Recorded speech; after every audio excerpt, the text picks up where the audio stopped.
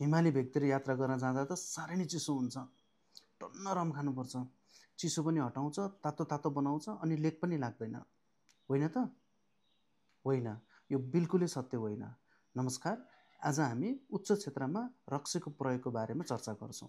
याद राख्नुहोला, रक्सीले हाम्रो शरीरमा विभिन्न किसिमका नकारात्मक असरहरू गरिरहेको हुन्छ। जस्तै रक्सीको प्रयोगले हाम्रो फिजिकल पर्फर्मेन्समा ह्रास लिएर आउने गर्दछ।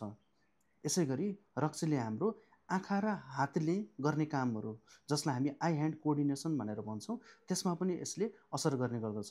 यति मात्र होइन, यसले हाम्रो रियाक्सन टाइम, हाम्रो शरीरले दिने वातावरणसँग दिने रियाक्सन टाइमलाई पनि यसले असर गर्दछ।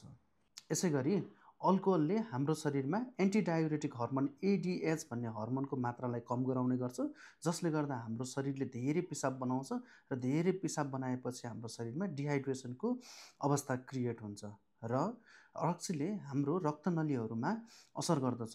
यसले गर्दाखेरि हाम्रो रक्तनलीहरू खुकुलो हुन्छ, ठुलो हुने गर्छ र यसले गर्दा हाम्रो शरीरको टेम्परेचरलाई घटाउँछ र हाइपोथर्मियाको रिस्कलाई पनि बढाउँछ। यसको साथसाथै रक्सीले हाम्रो निन्द्रामा पनि असर गर्छ।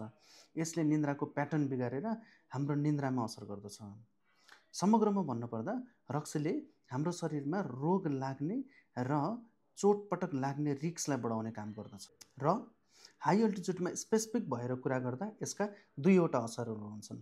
पहिलो असर डिहाइड्रेसनको कारणले गर्दा अल्टिच्युड सिकनेसको रिस्कलाई बढाउने गर्दछ र दोस्रो असर सुरुमा तातोको फिलिङ्स आए पनि चिसो बनाएर हाइपोथर्मियाको रिस्क बढाउने गर्दछ। धन्यवाद।